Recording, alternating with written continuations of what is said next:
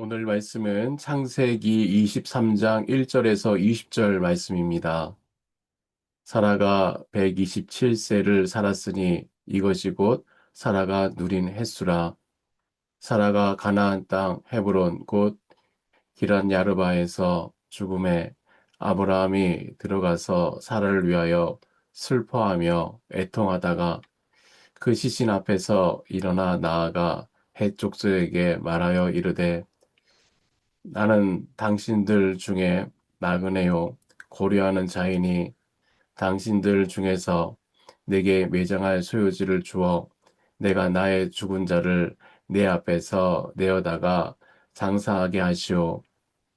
해족속이 아브라함에게 대답하여 이르되 내 주여 들으소서.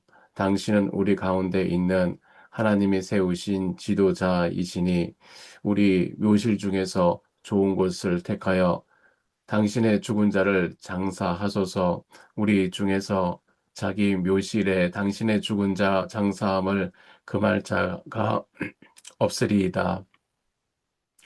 아브라함이 일어나 그 땅 주민 헷 족속을 향하여 몸을 굽히고 그들에게 말하여 이르되 나는 나의 죽은 자를 내 앞에서 내어다가 장사하게 하는 일이 당신들의 뜻일진데 내 말을 듣고 나를 위하여 소알의 아들 에브론에게 구하여 그가 그의 밭머리에 있는 그의 막벨라 굴을 내게 주도록 하되 충분한 대가를 받고 그 굴을 내게 주어 당신들 중에서 매장할 소유지가 되게 하기를 원하노라 하매 에브론의 헷 족속 중에 앉아 있더니 그가 헷 족속 곧 성문에 들어온 모든 자가 듣는 데서 아브라함에게 대답하여 이르되 내 주여 그리 마시고 내 말을 들으소서.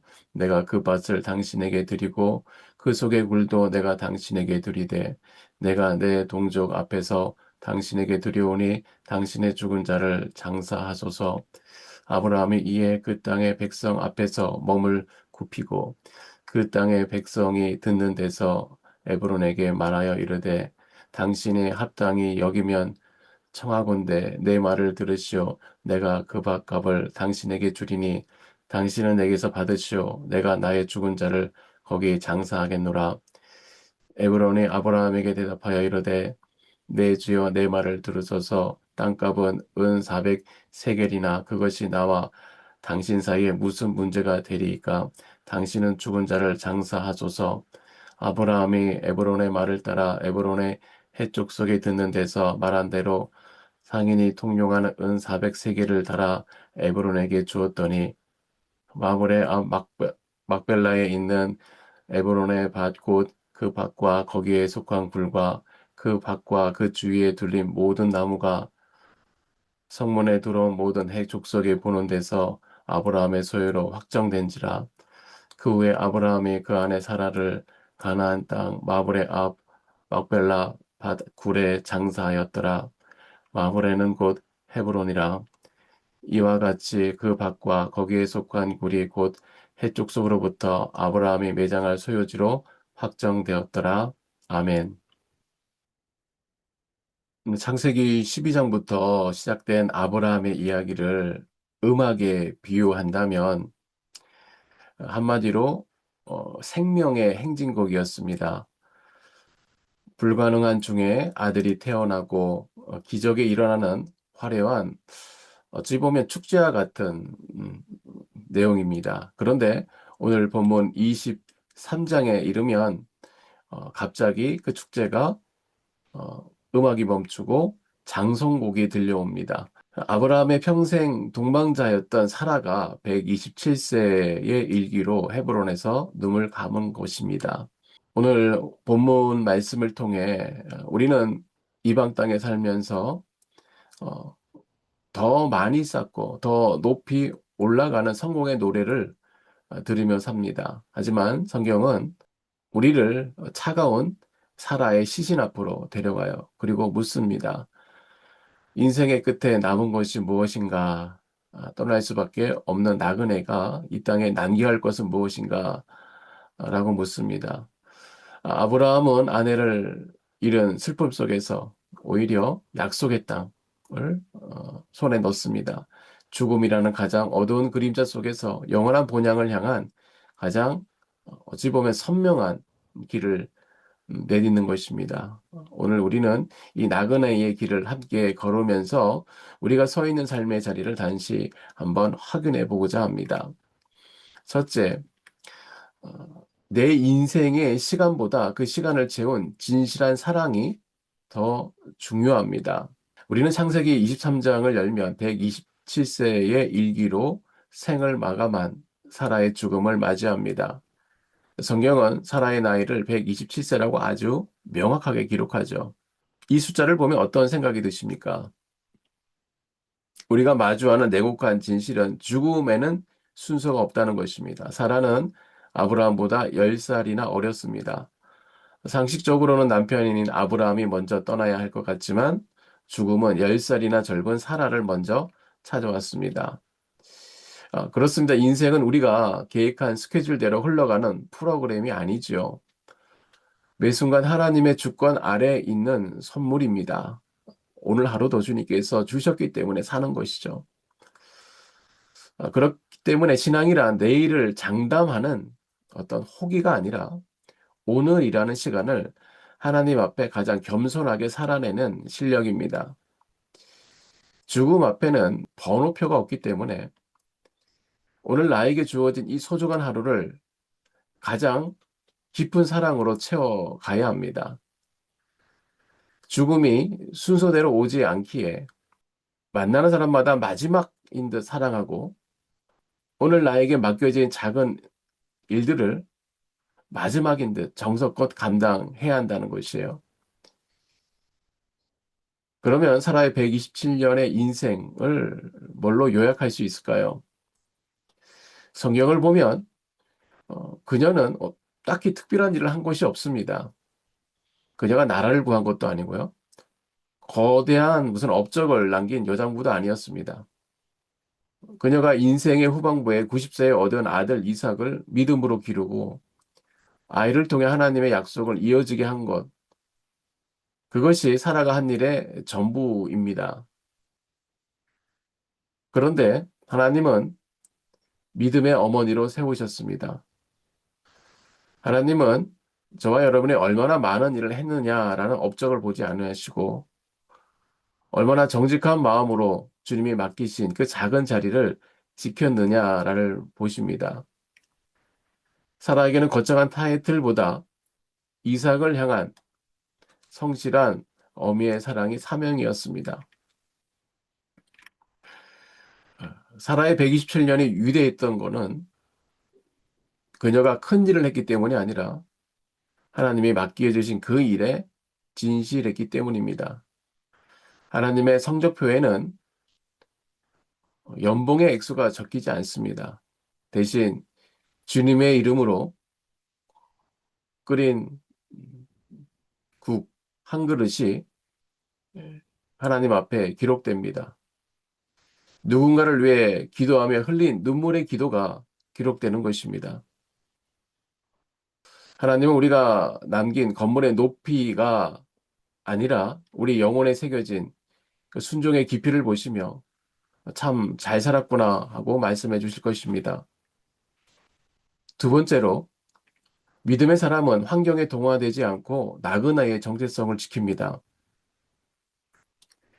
아내를 잃은 깊은 슬픔 속에서 아브라함은 무너지지 않고 일어나 헷 족속 앞으로 갑니다. 그리고 그들에게 땅을 구하며 자신을 이렇게 소개합니다. 4절입니다. 나는 당신들 중에 나그네여 고려하는 자입니다. 이 짧은 고백 속에 성도가 이 땅에서 어떻게 살아야 하는지에 대한 중요한 열쇠가 담겨 있습니다.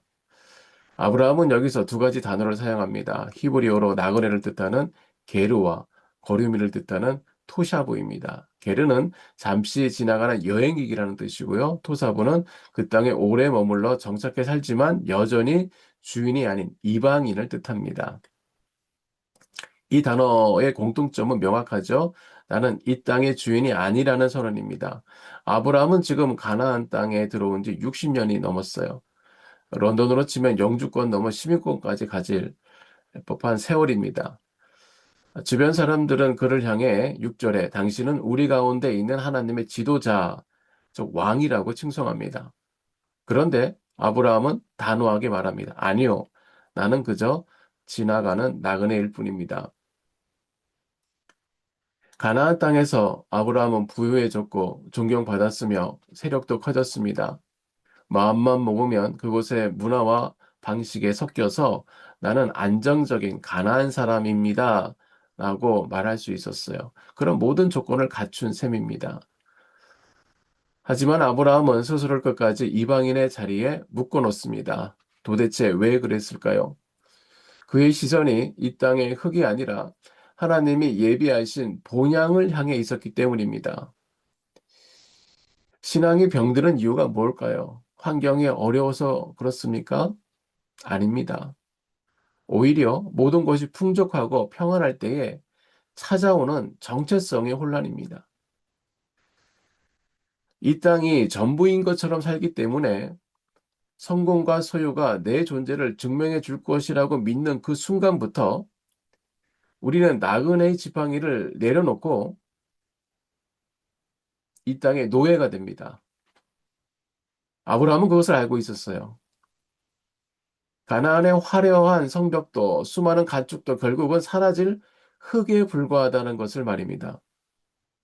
그래서 그는 세상이 주는 안락함과 편안함의 영화를 팔지 않고 기꺼이 그 불편한 나그네로 살면서 나그네의 옷을 입고 살았어요.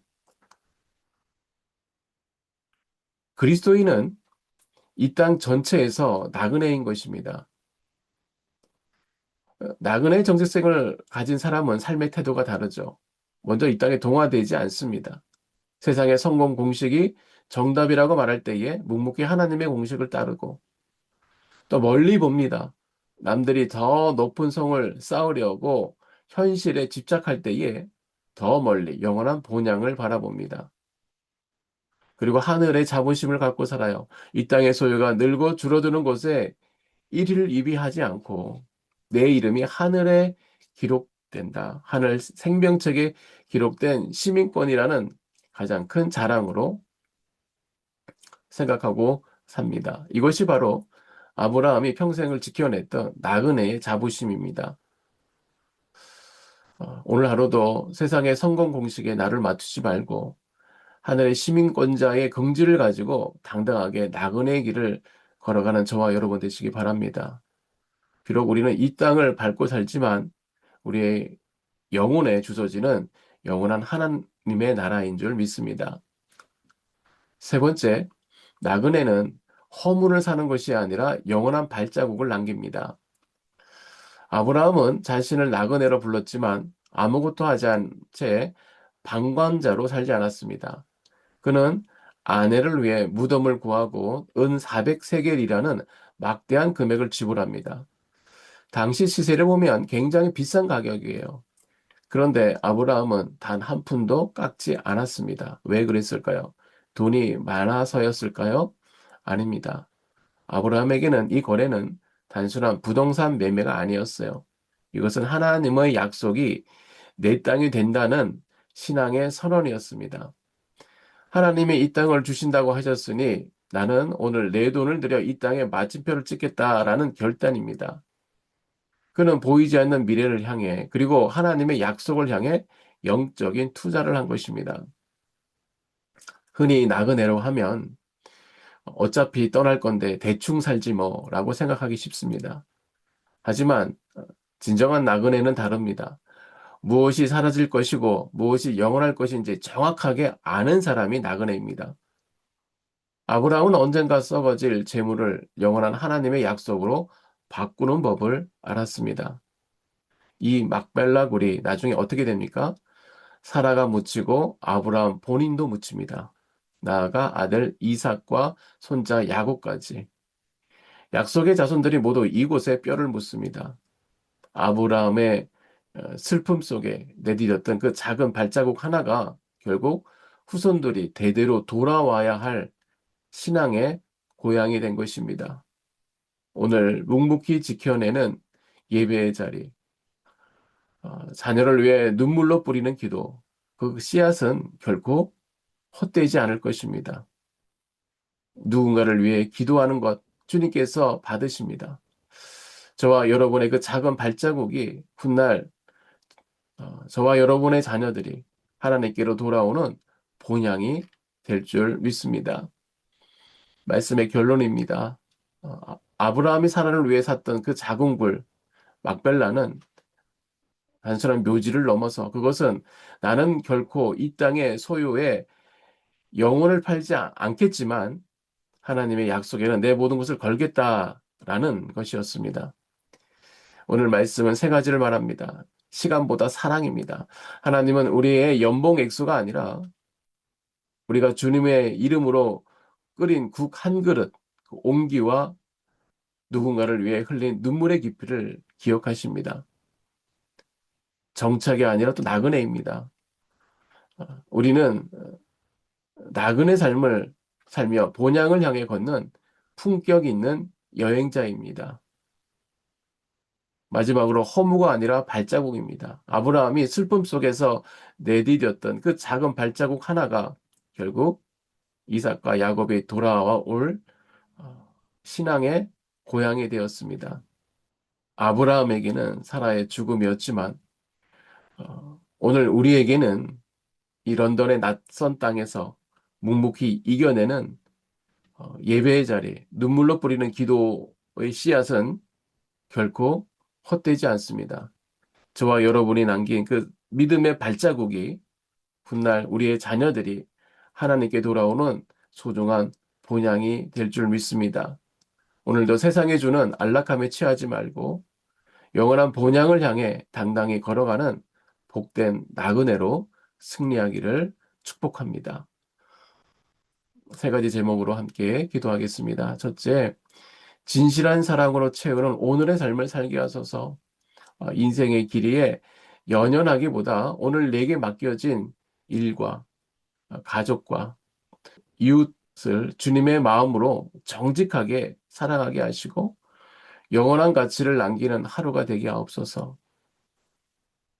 두 번째, 나그네의 정체성을 지키기에 하옵소서. 성공의 공식과 소유의 유혹에 마음을 빼앗기지 않게 하시고 오직 천국 본향을 향해 가는 나그네임을 잊지 않는 그리고 당당한 믿음을 갖고 살게 하옵소서. 마지막으로 다음 세대를 위한 신앙의 발자국을 위해 지금 내가 드리는 예배와 기도가 헛된 수고가 아님을 믿게 하시고 내가 남긴 믿음의 흔적들이 우리의 자녀들이 본향으로 돌아오는 소중한 이정표가 되게 하옵소서. 눈물의 기도로 그들을 향해서 기도하게 하시고 하나님의 뜻을 믿고 신뢰하게 하옵소서. 우리 잠시 기도하시겠습니다. 은혜롭고 자비로우신 하나님 아버지 감사합니다. 아, 바쁜 일상 속에서 주님의 뜻보다 세상의 성공을 더 쫓았던 저의 욕심을 용서하여 주시옵소서. 더 높이 쌓는 일에만 마음을 뺏겨 정작 영혼을 깊이 가꾸지 못했고 이곳이 영원한 집인 것처럼 집착하며 살았음을 고백합니다. 우리가 본향을 향해 가는 나그네임을 잊지 않게 하여 주시고 세상의 유혹에 시험에 흔들리기보다 하늘의 시민가운 자로서 당당하게 그리고 기쁨을 크게 누리며 살게 하여 주시옵소서.